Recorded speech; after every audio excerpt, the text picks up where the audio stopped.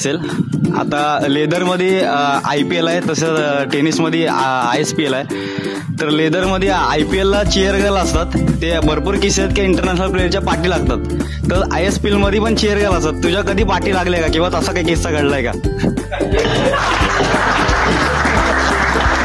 ISPL मध्ये sixer मारलं तर रिषभ पंत सारखी उडी मारलं.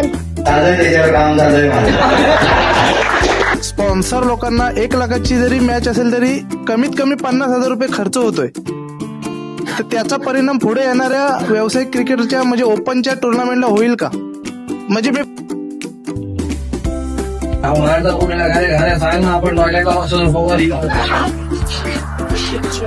1 लाखाची फायनल होती आणि पनवेल उरण मिक्स होते.